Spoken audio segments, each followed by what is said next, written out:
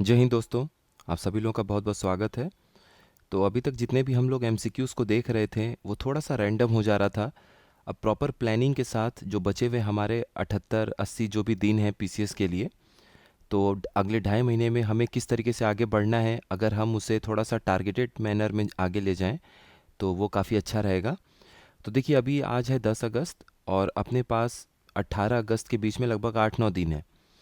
तो इसमें हमारा जो पहला टारगेट है वो होगा फोकस हिस्ट्री पे, ज्योग्राफी पे, और करंट जो है वो हम साथ में लेते हुए चलेंगे अब पूरे एग्जामिनेशन तक। और जितने भी लोग आरओ भी देना चाहते हैं, जिनका पीसीएस पे उतना फोकस नहीं है, उनके लिए भी ये हेल्पफुल है। जो लोग सिर्फ पीसीएस को देना चाहते हैं उनके लिए भी हेल्पफुल है। जो दोनों देना चाहते हैं उनके लिए भी ये मददगार होगा। तो सबसे पहले देखिए क्या टारगेट है, आपको क्या कंप्लीट करना है। वो एक माइक्रो टॉपिक भी यहाँ लिखा गया है, तो उसे हम साथ साथ देखते चलते हैं। सबसे पहले हमें आधुनिक भारतीय इतिहास के ऊपर फोकस करना है, और जैसे जैसे समय आगे आएगा इन्वायरमेंट पॉलिटी पे भी हमारा फोकस बढ़ेगा। तो पहले मेन टॉपिक्स पे हम लोग फोकस करते हैं। तो यहाँ से शुरू करेंगे। जो मॉडरेट्स का एरा है उसको आप लोग देखिएगा। 1885 से 1905 के बीच में जो नरमपंथियों का एक युग था, उसमें कौन कौन से संगठन बने। दादा भाई नौरोजी जैसे हैं, सुरेंद्र नाथ बनर्जी हैं, इन लोगों ने कौन से संगठन बनाए, इनसे जुड़े हुए प्रश्न हम देखेंगे। उसके बाद चरमपंथियों का युग आया, एरा ऑफ एक्सट्रीमिस्ट। फिर उसके बीच में 1909 के बाद 1907 में सूरत में स्प्लिट हुआ, कांग्रेस में विभाजन हुआ। 1909 में जो गवर्नमेंट ऑफ इंडिया की तरफ से एक एक्ट लाया गया था काउंसिल के रिफॉर्म में, वो हम देखेंगे। उसके बाद हम आगे बढ़ेंगे। स्वदेशी और बॉयकॉट आंदोलन जो हुआ बंगाल के विभाजन के बाद, जो स्वदेशी और बहिष्कार आंदोलन का आयोजन किया गया, वो आपको देखना है। फिर जितनी भी क्रांतिकारी गतिविधियां हुई, रिवॉल्यूशनरी एक्टिविटीज़ हुई 1907 से 17 के बीच में।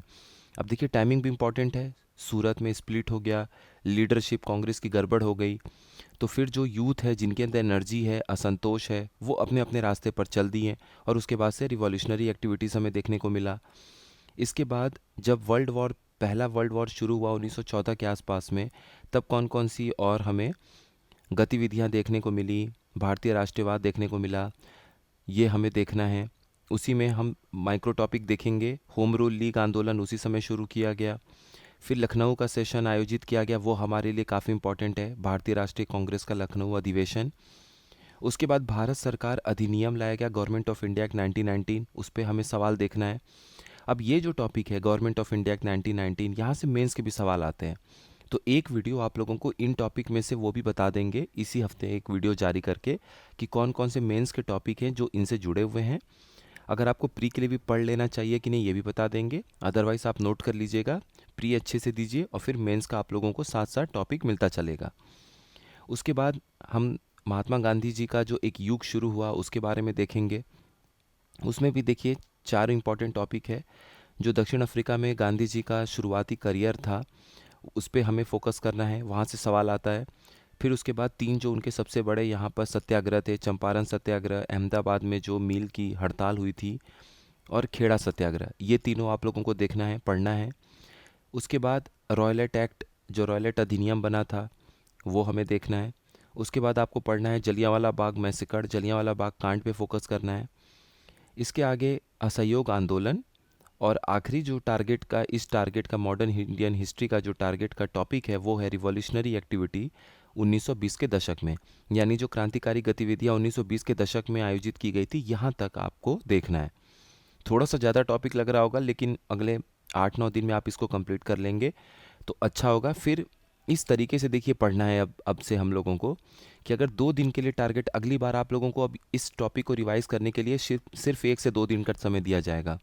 तो आप तभी कर पाएंगे जब आप इंपॉर्टेंट, जहाँ से भी आप पढ़ रहे हैं, नोट से पढ़ रहे हैं, बुक से पढ़ रहे हैं, वहाँ पे आपको हाईलाइट कर लेना है कि जब भी मुझे दोबारा या तिबारा इस टॉपिक को देखना है तो इसे हमें अच्छे से रिवाइज कर लेना है। ठीक है, ये हमारा टारगेट होना चाहिए। कि अगर मान लीजिए आप इसको 2 दिन के अंदर भी पढ़ना है, तो आप सिर्फ हाईलाइटेड और जो कलर आप किए रहेंगे इंपॉर्टेंट वाले, सिर्फ उसी को आपको पढ़ना है, वहीं से एग्ज़ाम में क्वेश्चन आएगा। अब इसी तरीके से अब हम अगला जो बड़ा एक टॉपिक है वो है ज्योग्राफी का, क्लाइमेटोलॉजी, जो जलवायु विज्ञान है। इसमें देखिए ये बेस की तरह आपका काम करेगा। इसे अभी बताने का मतलब ये है कि यही समय है अपने बेसिक को भी दोबारा से रिवाइज कर लेने का, इसके बाद जो अगला 1.5 महीना होगा हम सिर्फ बेसिक के साथ साथ फोकस करेंगे फैक्ट्स पर।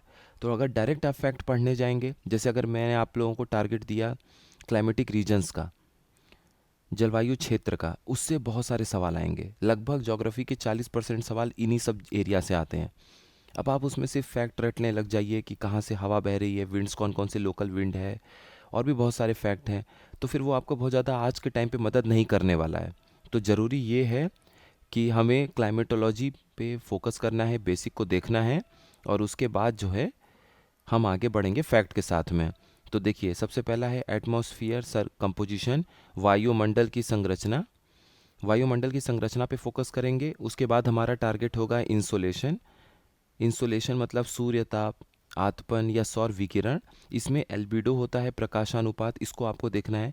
कभी कभी वो 5 ऑप्शन देके आपसे ये बोल देंगे कि कौन सा एल्बिडो ज़्यादा है, कहाँ पर कम है। एक बर्फ़ दे देंगे, एक रेगिस्तान दे देंगे, एक जंगल पूछ लेंगे, और आपसे पूछेंगे एल्बिडो कौन सा ज़्यादा है या फिर कम है। इसके बाद देखिए, प्रेशर बेल्ट्स पे आपको देखना है। प्रेशर बेल्ट्स को एक बार प्लीज़ आप लोग रिवाइज़ कर लीजिए। हो सकता है आपको अच्छे से याद भी हो, फिर भी एक बार पढ़ लीजिए। इसके बाद प्रेशर बेल्ट आपको नहीं पढ़ना है एग्ज़ाम के पहले। अब हम सिर्फ इसके एप्लीकेशन पे फोकस करेंगे। जितनी भी इससे जुड़ी हुई जितने भी जुड़े हुए टॉपिक हैं, सवाल है, अब उस पर फोकस करना रहेगा। इसलिए ये जो 8-9 दिन है, इसमें आप प्रेशर बेल्ट को अच्छे से देख लीजिएगा। ये जो है इम्पॉर्टेंट टॉपिक, यहाँ से फिर आपको ये ऊपर के 3 टॉपिक जब आप अच्छे से पढ़ लेंगे, तब ये चौथे टॉपिक पर आप आइएगा। ये है आपका क्लासिफिकेशन ऑफ विंड्स, यानी जो आपकी परमानेंट विंड होती हैं, स्थायी हवाएं होती हैं, स्थायी पवन होते हैं। इसमें हम पवनों का वर्गीकरण करेंगे। तो जो स्थायी हवाएं चलती रहती हैं हमेशा धरती पे, जो कुछ लोकल विंड्स हैं जहाँ से हमेशा एग्ज़ाम में क्वेश्चन आता है, तो ये सब आपका बहुत हद तक चीज़ें, अगर फैक्ट के साथ कॉन्सेप्चुअल क्वेश्चन पूछता है कि किस डायरेक्शन में है, ये गर्म हवाएं हैं, ठंडी हवाएं हैं, ये कहाँ से कहाँ बह रही होंगी, ये सब सवाल कॉन्सेप्चुअल आप तभी सवाल सही कर सकते हैं जब आपका विंड सिस्टम, प्रेशर सिस्टम, ये सब अच्छे से क्लियर होगा। नहीं तो फिर क्या होगा कि आप उसको ये रटेंगे और वहाँ जाके कन्फ्यूजन होता है। तो बिल्कुल फैक्ट को आंख बंद करके नहीं रटना है, उसको पहले अच्छे से समझना है और फिर हमें आगे बढ़ना है। ज्योग्राफी के लिए भी मान लीजिए किसी कोचिंग के नोट्स आप पढ़ रहे हैं, आप उसको रेफ़र करिए, अभी तक जो भी आपने पढ़ा होगा। अगर कुछ भी नहीं समझ में आ रहा है, फिर भी कोई समस्या है, तो एनसीईआरटी पढ़ लीजिए। एनसीईआरटी ज़रूर देख लीजिएगा 1-2 बार। अगर एनसीईआरटी नहीं देखना है, आपके पास पहले से कोई नोट्स है, कोई किताबें आपने पढ़ रखी हैं, तो उसी को 2 से 3 बार पढ़ लीजिएगा। जल्दी जल्दी पढ़ लीजिएगा, अभी आपके पास समय है 8-9 दिन का। और करंट अफेयर्स का हमारा जो टारगेट है, वो अगस्त का देखिए 1 से 8 तारीख का कवर हो चुका है। एक और वीडियो मिलेगा आपको। तो 1 से 16 अगस्त तक का जो करंट अफेयर्स है, इसको हमें देखना है। और डिफेंस का एक करंट अफेयर्स का वीडियो आप लोगों को 3-4 दिनों में मिल जाएगा। ये अक्टूबर 2023 से जून 2024 के बीच में होगा। जितना भी डिफेंस से जुड़ा हुआ, साइंस टेक के भी कुछ क्वेश्चंस इसमें इन्वॉल्व रहेंगे, जुड़े हुए रहेंगे। तो ये आपको देखना है। और फिर जब अगला टारगेट होगा, उसमें हम जुलाई को भी रिवाइज करेंगे, पिछले जो 10 महीने हैं वो भी हम देखेंगे। इस तरीके से काफ़ी हमारा टारगेट कंप्लीट होता जाएगा और आपको वीडियोस मिलता रहेगा। जहाँ भी और भी किसी चीज़ की गाइडेंस या कहीं टॉपिक कवर करने की ज़रूरत होगी, आप लोग ज़रूर कमेंट बॉक्स में बताइएगा, वो समय समय पे हम कवर करेंगे। तो शुरुआत करते हैं अपने इस टारगेट के साथ में।